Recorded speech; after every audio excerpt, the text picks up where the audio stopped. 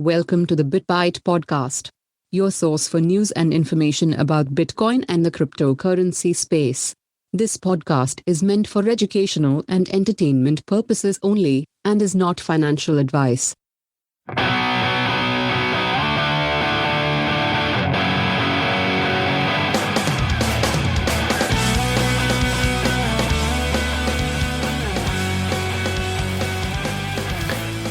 So we are, about 48 hours left into this year? Is that right? Or do we have a little bit more than that?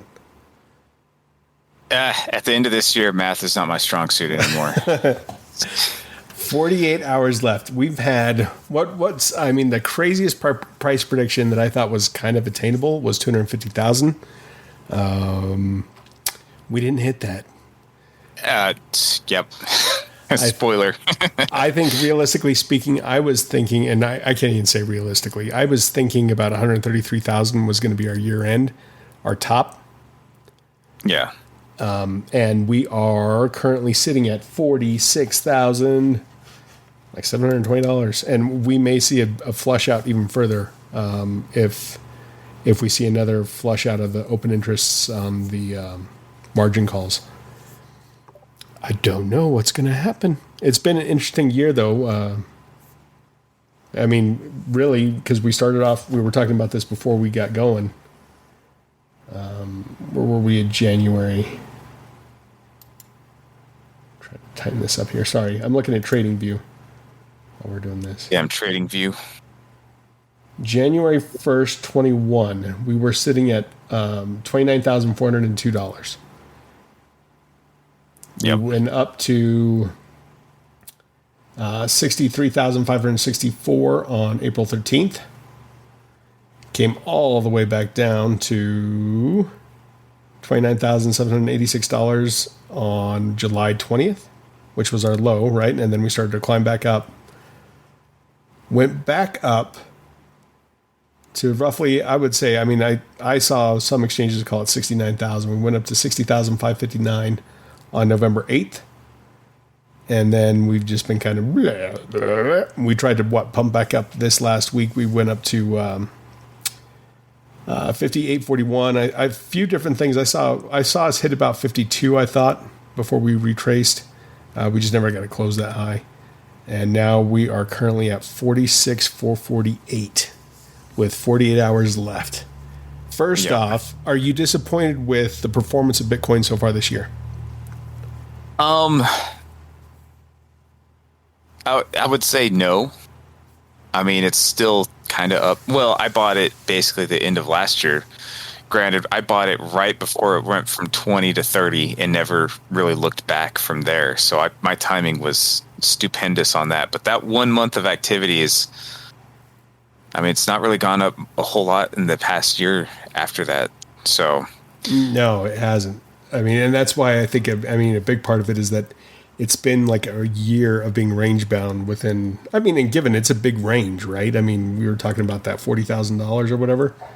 Yeah, 39 roughly. Yeah, that we've been kind of bouncing around between. And honestly, because of what I've seen, what you saw at the beginning of the year where we basically had a 50% increase within 2 months, if that. It was like 2 weeks when I bought in. Yeah, I literally bought it right before it eclipsed 20, and then it never came back down. Yeah, and I honestly don't think we'll ever see 20 again. I still honestly don't think we'll see below 30,000 ever again. I honestly don't think we'll probably see below, say, 38,000 again. Is it possible? For sure. I don't see that in the cards. I think there's too many big players in the game right now, and I think there's a lot of those big players that would love to buy at that level. And personally, I think that's why we're seeing a lot of this action in the market, is that it's a big move on the price suppression. Because what's happening is, I was looking at Will Clement's chart earlier today, and the hodlers, or the big whales that are accumulating major amounts of money that are holding long-term positions, that supply shock ratio just keeps increasing. Like it's not making sense. We've talked about this before on the podcast, where this price does not match the amount that's being accumulated and pulled off the exchanges, right? Right. So it's frustrating because, I mean, you've seen Bitcoin perform the way that it did at the beginning of the year. You know it can do it, and we haven't seen that. And now at the same time, we have much smarter investors in the game, or at least more, how would you put it? Experienced, maybe? Savvy. They know how to play the market a little bit better.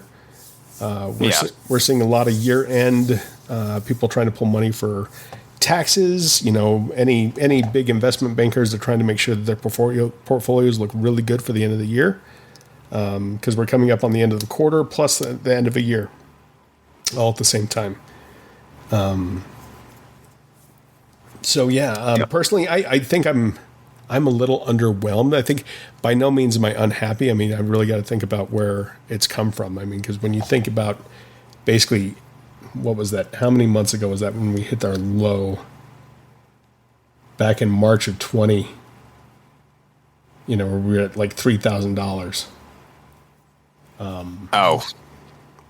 Yeah, the all-time low, at least in the past 4 or 5 years. Yeah. Right? Yeah. I mean, that was a crazy time. And I knew even back then, though, when I looked at it, I was like, man, I think I bought that day whenever I saw it that low. I probably put in an extra, I don't have a whole lot of money to play with in that kind of thing, but I put in probably another $500 that day or something like that when I was like, I've got to buy. Like, this is stupid not to.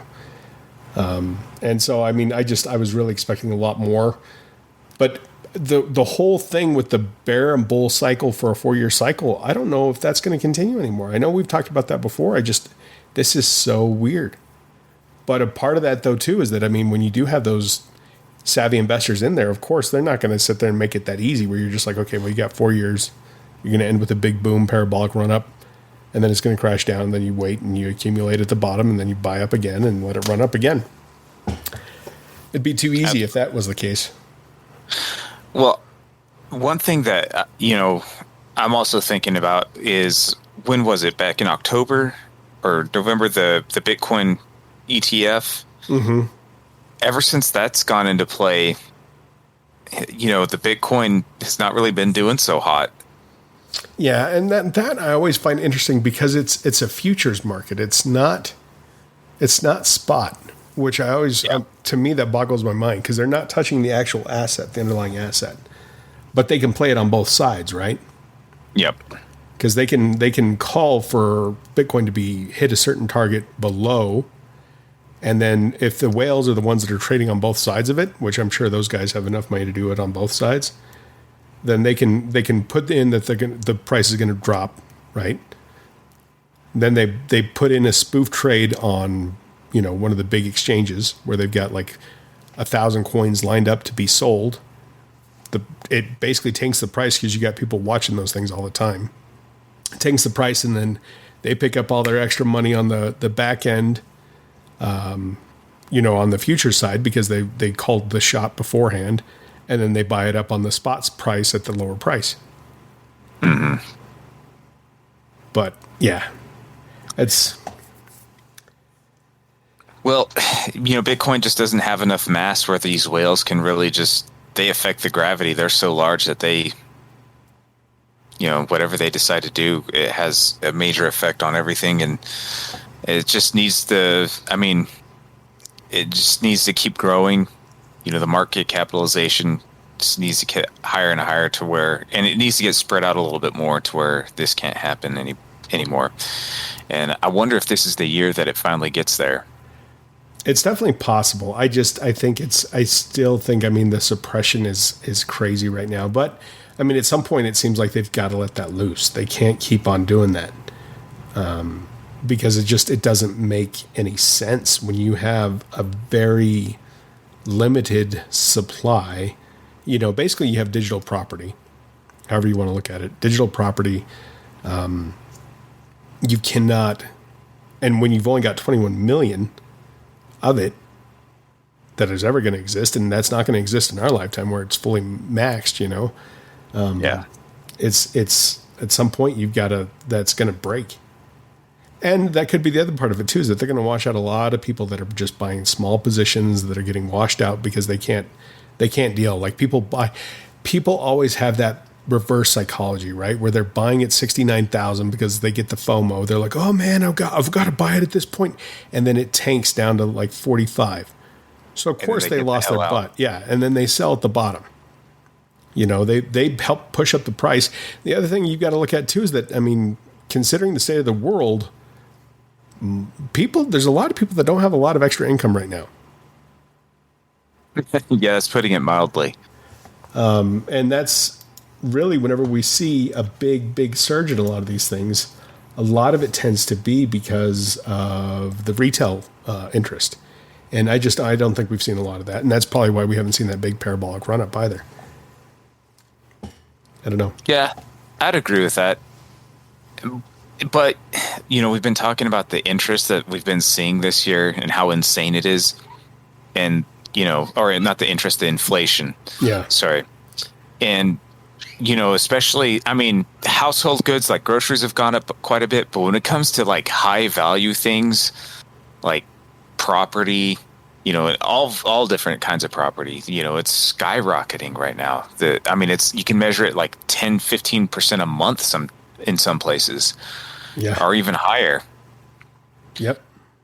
So I don't know. I mean, I've been saying for a long time, because, I've followed the Austrian school of economics. I've listened to a lot of different people associated with that branch of economics. And, they've been calling for a crash for a long time. And I've been thinking, I'm surprised it's even lasted as long as it has, right? Yeah.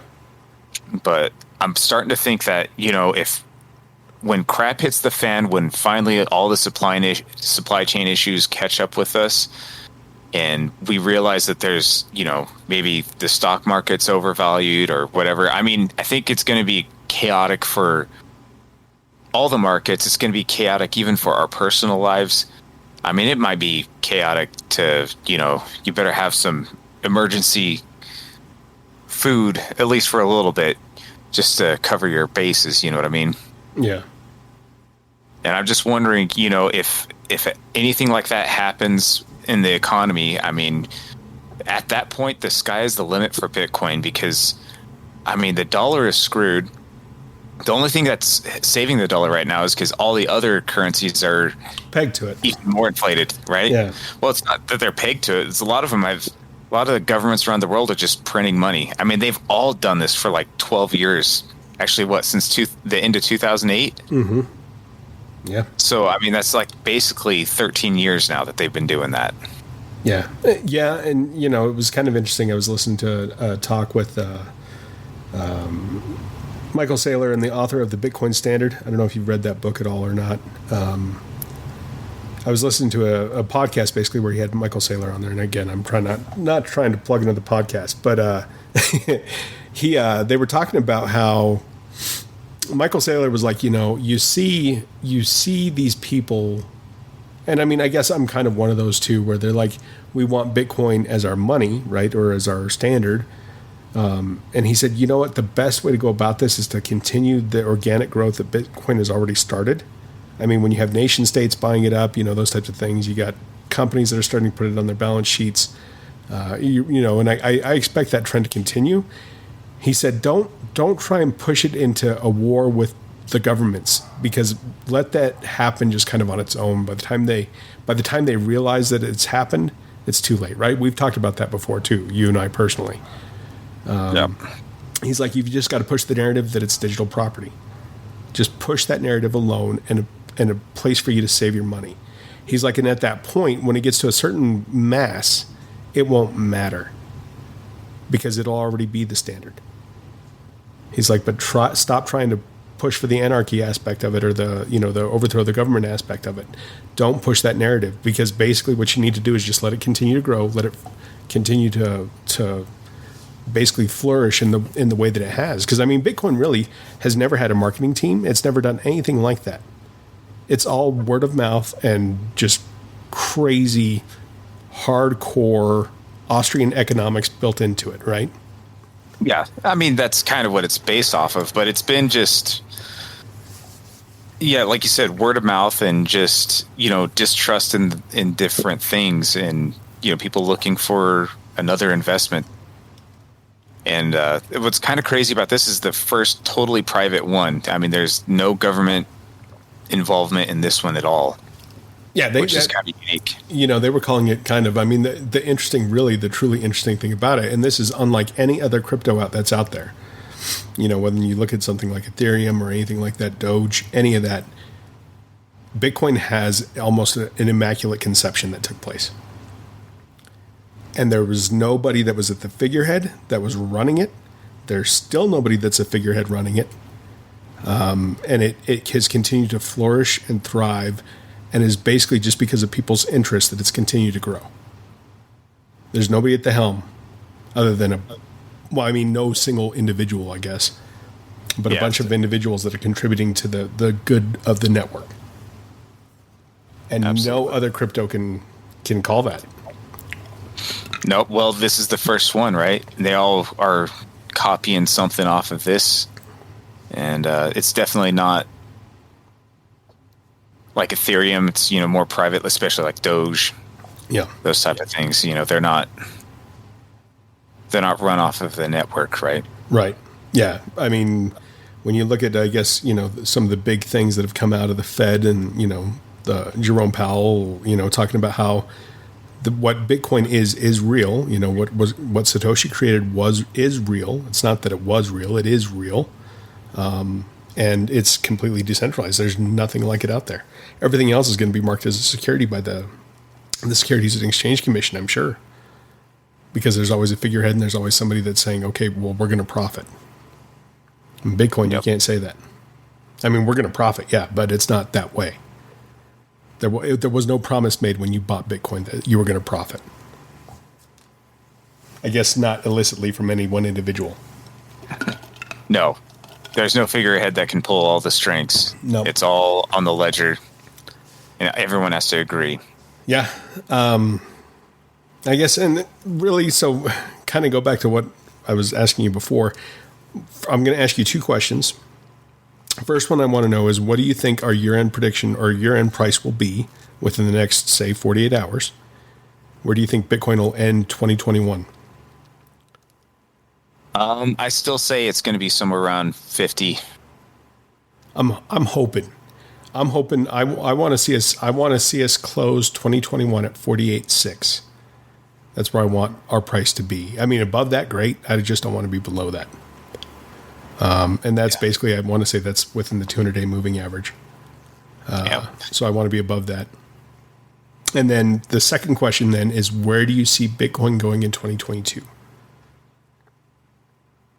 Okay, so, I said 50. Realistically, I mean, it could close at 45 on the first question. The second question of where it's going to do by the end of 2022, I mean, it's hard to say. I think the dollar is it's getting so devalued that I'm thinking that it's going to be worth at least 2 or 3 times whatever it's worth at the end of this year. Say it's 150 at the end of the year, it's going to be 150 at the end of next year.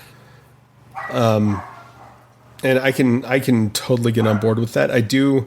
The only thing that I think can throw a monkey in the wrench next year is, I mean, I wonder how much of what we have currently is going to be affected by, well, and that's even if the Federal Reserve decides to raise interest rates, right? If interest rates go up, I mean, I just wonder what that may do to this. But I will say, okay, you said 150. I'm going to have to be different. I'm going to say 220. You know what?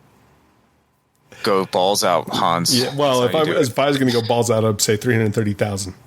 330,000 by the end of 2022. I hope you're right. If that does happen, though, that means we got our parabolic run up, and then we probably will. And I won't even say that'll be our 22. I'll say that would be, well, I'll say that's the high for 2022. I'm not saying we'll end 2022 with that. I'm just saying for 2022, that'll be the highest, 330. Because if we get that, if that happens, we had a parabolic pop, and that means we're probably going to retrace down to about $60,000, $70,000. Wow. Well, still, if the low next year is $60,000 or $70,000, we're doing pretty all right. Yeah, because what is that? If it was, what's that percentage drop? That's a huge drop if you went from there. That's like an 80% drop. Yeah, that would be about on par with if we had a parabolic pop. What would happen? Because that's usually what we see. But that's if we go back into that whole bear bull cycle like that. I don't know.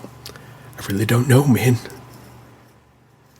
But cool. That's what makes it interesting, right? Yeah, you don't know. I mean, and I don't care what the hell anybody says. I mean, Plan B, he was doing a pretty good job, and I understand his stock to flow model. I mean, I can't say intrinsically or intuitively, like the back of my hand, know his stock to flow model, but I get where he's coming from.